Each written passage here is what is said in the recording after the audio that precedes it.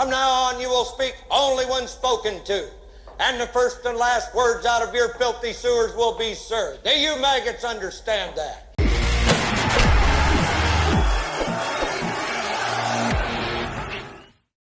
All right, yesterday was the talk of the Dolphins being too soft. Today, late last night, thanks to Dudley Durong, I saw that David Long had been cut. So today we're hard. I'm going to kind of get into that yin-yang thing. There's some talk responses from Tua on the soft talk. To me, I thought it was an ace response. I want to get into that. I want to talk about the release of David Long. What does it mean schematically, talent-wise, and what does it mean from the staff? I'm going to get into Wynn being back at practice. Some people really love it. I think it's a plus, but I'm going to get into my evaluation of him there. Patrick Paul, I don't know. Maybe I'm a little motherly.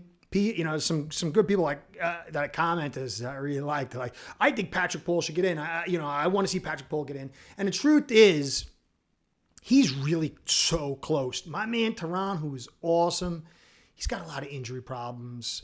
He looks pretty good this year, but that's always right there. So that's almost in verge. There's always that opportunity. And then Lamb is also an older guy. He's ready to retire. And so Paul is really on the verge of starting. I want to discuss his start a little bit. And I do think maybe I'm being a little too motherly. I really like the guy and I love the position and we really need it. So I'm going to get into that. Then I'm going to go into a comparison. I did the pressure study stat yesterday, and I really didn't talk about all my underlining stuff. I really just presented that stat, and then I've done all this underlining stuff, and I really didn't draw a connection. Talked to the guy who put it out, and he was saying, like, we throw really fast, so pressure gets there. Our tendencies to throw fast, so pressure will get there when it does fast. And I agreed with that, and so I gave him my underlining information. And he kind of agreed with what I was saying. But then somebody in the comments, really good job, said that, hey, you're saying the Bears, who are, bottom right-hand side, are better than the Dolphins' offensive line. And so I'm going to compare Caleb and Tua and their protection and then kind of get into that because I thought it was a really good point. And that's the thing, when I started doing this thing, I thought it was like a think tank where everyone's trying to find the truth. Some people can withstand scrutiny and some people can't. I believe in scrutiny. I think I enjoy when people scrutinize my stuff. It allows me to test to see, hey, man, am I right? Am I wrong? I'd rather eat the wrong and say I'm wrong early than drag it out and double, triple, quadruple, and centuple down. So scrutiny is awesome. I'm going to get into that. Not saying everything I do is the bee's knees and awesome and hot to trot, but I do put a lot of time in everything I do. And I think for the most part, I'm pretty accurate, but there's no one who's always accurate. So always please scrutinize. So that's going to be the deal for the day, guys. Appreciate everything. I'm still trying to get to the other team coverage, but I got OCD. I keep studying the Dolphins, and everything takes so long for me. I'm getting to those other teams for any guys out there who want some other teams covered. Really, tomorrow's going to be the day. Got the live tomorrow night, 10 p.m. Eastern time. I'm going to set that up now. My man Cody's not going to be there. I think I'm going to be buying myself. All alone. Cody, believe me. He's having a great time at a party. Going to watch the Tyson fight. So come check me out there. We'll talk about this Raiders game, whatever you guys want to talk about. I really enjoy that, connecting with you, getting the comments out there. I'm still a monkey with the tech, but I'll get it down. Anyway, so like, subscribes, comments, and views.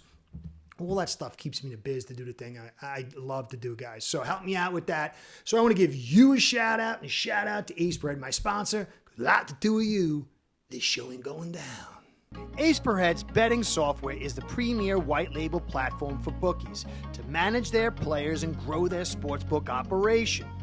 Click the link in the description below to get set up in minutes. Ask for the Curtis promo and get a special introductory discount. All right, so I'll get into Wynn first. Wynn's back at practice. They listed him as limited. I don't think he's playing this week. If it was me, considering what we're going against, I would try to get him 100% ready for that Green Bay game. And maybe get him some reps in the Patriots game just to get some of the rust off. You're going to really need him going forward for that. And Wynn, this is my eval on him. I said when we first got him, he's always injured. He's probably going to be injured. last year, and he was. I said, he's pretty good at getting to the second level. He can ship guys. He's pretty maneuverable. He was a tackler, 6'2", very small. Much better for guard. But he's good at pass blocking, but he's susceptible to power. It's something I've been saying a lot. I said about Brewer, I said about Eichenberg, I said about Jackson. And he was. If you get the ball out quick enough, like we like to do, some of those things don't get in there. But he's definitely going to help us out. I don't think he's going to help us out a ton if you put him at left guard for the pass blocking. But if you take Jones out, your best drive blocker, your most girdy player is going to be removed. And so that's going to be the yin and yang. He will help us more in the zone stretch. He's going to help us more in the pass blocking. And he's going to allow Eichenberg to get the double help that he gets a lot and not be such a factor. Jones should be getting the double help. He should be the right guard. But Brewer, for a lot, goes right. And I don't know what the schematics of it is. I don't know. But I do know that by doing that, you expose Jones's weakest attribute, his move skills and his pass blocking. So, but with Wynn there, you can kind of help Eichenberg out more. It's not going to be as much a detriment. But again, the drive blocking is not going to be there. So hopefully he stays healthy all season. It will help us in certain areas. It will be interesting to see how it plays out. That's that. Now, I'm going to get into Long. So David Long Jr., when I went over his film last year and I said what he's going to do, I said he is an attacker. He's a good run defender, but he struggles in broad zone coverage. And last year he had a better season, a really good season in the run game for us.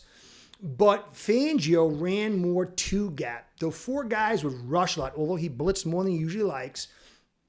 They would occupy guys more than we're seeing this year. A lot of stuff is shooting one gap. And with Long, his instincts, I don't know, they look really bad this year, but he's also a smaller guy, 5'11", 220. And so when you shoot in one gap, those linemen can get to that second level. And when they get to that second level, he's got to tack, stack, and shed. And that's not his game. And so his strongest asset is been curtailed by the switch for most of the part. I haven't studied everything, like every snap or whatever. Mostly it's one gap.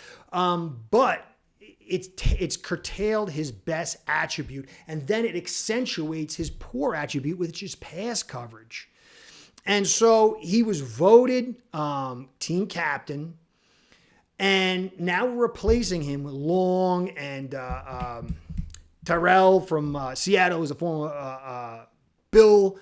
And I like the Dotson. I like the two of them better than Long for what we like to do.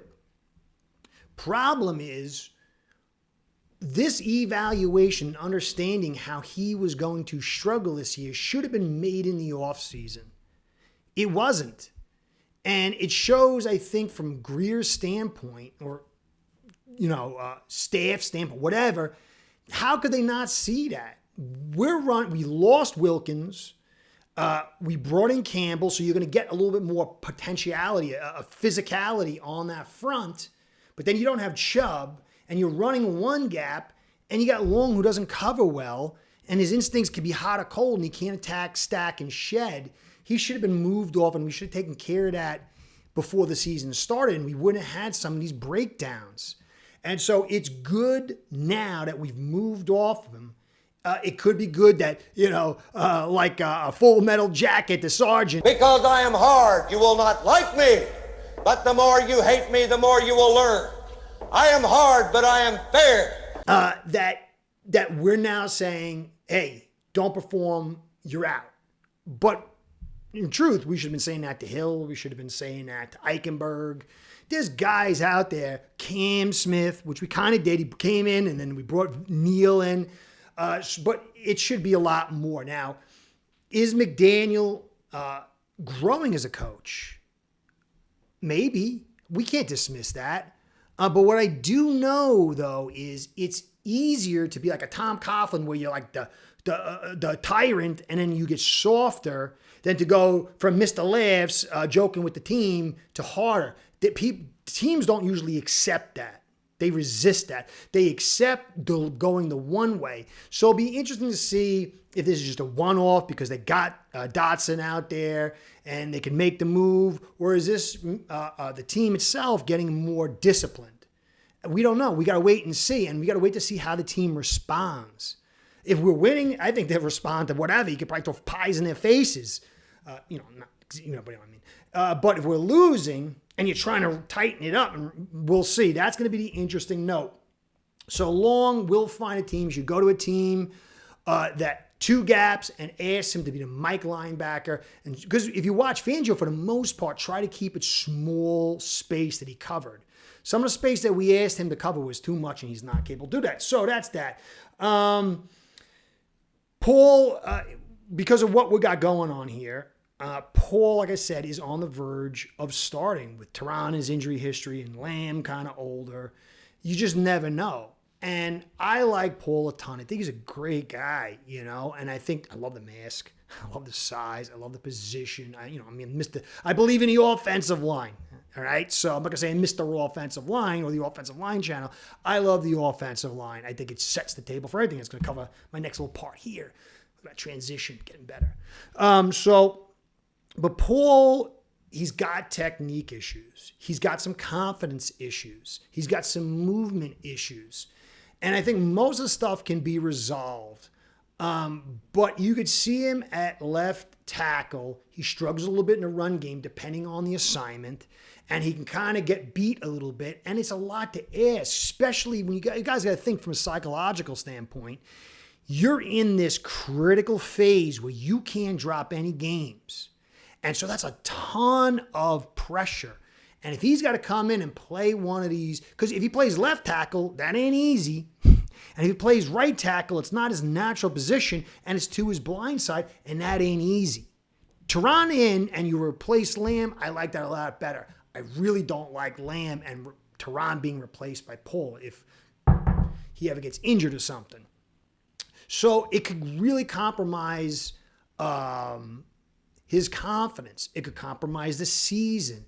And if the season gets tanked because he misses something, or God forbid, a quarterback gets hurt or whatever, that's a lot of weight. And you could see, I think Austin Jackson could have been a better player if he was developed more slowly. But I didn't like the way we developed him. I didn't like the way we developed Eichenberg. I think Eichenberg was doomed no matter what. But I think Jackson could have been better. But he came in, he was asked to play. There was a very protected environment with Gailey. Then he was moved inside. Then he was moved outside. And he was asked to do a lot of stuff, not really being ready. And then he developed bad habits. And those bad habits created poor techniques.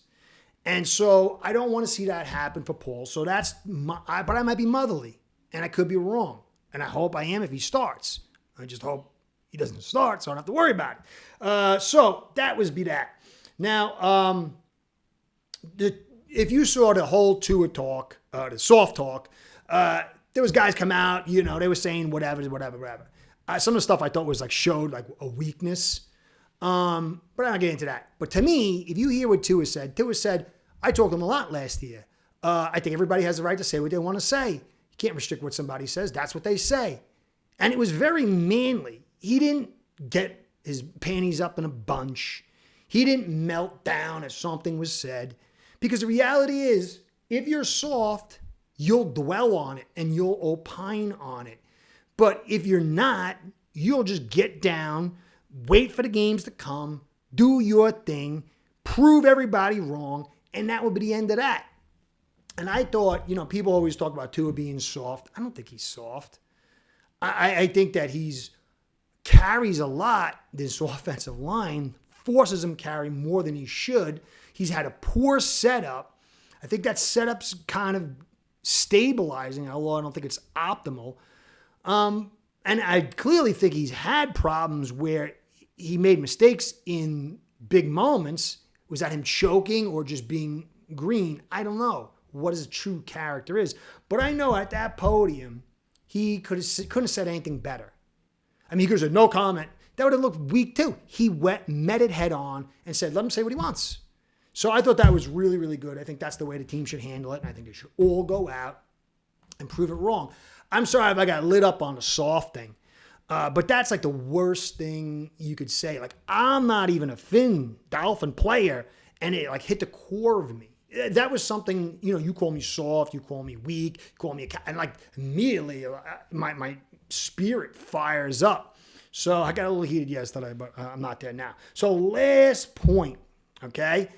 I want to compare Tua's setup and Caleb's setup, adding in the pressure that we saw in that chart yesterday, and give you some context, and then ask you a little question at the end, okay? So, Tua's average depth of target is 5.9 yards. Caleb's is 7.5. So the deeper you're looking, the more time you need, and the more time the offensive line's asked to protect. The longer the offensive line has to protect, the more difficult the job. So the average time to throw for both quarterbacks, Tua's got 80% clean time at 2.09. True pass set only starts at 2 seconds. So 80% of the passes are 2.09 seconds. How much pass rush you can get in that time? Now, 17% less is Caleb at 63%, but his is not 2.09, it's 2.42. Now, is he getting it out slow? He doesn't have the release or the processing or the system to set up to get these one reads, however you want to call it. I don't care. But you're talking 0.3 seconds more for that line to do its job. That's a long, long time. 1/3 of a second. That's like, it's a lot of time. It's crazy, but that's like a lot of time in football. And then if you look, the blitz rate for the Dolphins is 18%. The Bears is 35%. So the Dolphins are being blitzed half as much as the Bears. And what that says is that offensive line has to do more work. It's harder when the guys are blitzing and you're asked to hold longer, block longer, and then you're going deeper. So the complexity is much more for the Bears. Okay? Now the pressure for the Bears is 35%. Oh, no, 36%. So they're being blitzed 35, the pressure's 36, that's 1% more. Anytime that the pressure rate goes over the blitz rate, that means there's problems. Something's going wrong. So it's 1%. Now, Dolphins, Tua is being blitzed 18% of the time, but he got 20% pressure. That's 2% pressure compared to 1% pressure. And a gross, 40% of Caleb's throws are in a longer period of 2.42 seconds or more, where only 20% of the Dolphins is in that range. But that's only over 2.09. Okay? So you're seeing half the amount of plays more. The Bears' offensive line has to block longer, and they're only allowing 1% more than the blitz rate, which is double the blitz rate of the Dolphins. So the Dolphins are in a much easier environment, throwing much quicker, throwing much shorter, and they got 1% more than the Bears. Pressure let up. So break it down this way. You see what Tua is doing. In 2022, when he had his great season, he was throwing average like 2.35 seconds. Okay? And it was 10.6, 10.7 yards per depth. If Tua's doing what he's doing now, how do you think he would do if he could wait till 2.42 seconds to get rid of the ball and let those receivers get a little deeper into their routes without being molested? What do you think the Tua would do if he's blitzed 35% and he's only getting 1 extra percent of pressure? That means there's a smaller guy, there's less guys in the secondary, and you have more receivers and routes. And here's the last huge part on all of that. Our pass rush mitigation is 50%. Their pass rush mitigation is 31%. So 20% less, they're putting more receivers in routes. 50% of all plays are either screens or play actions. That means 2 and 3 guys in routes.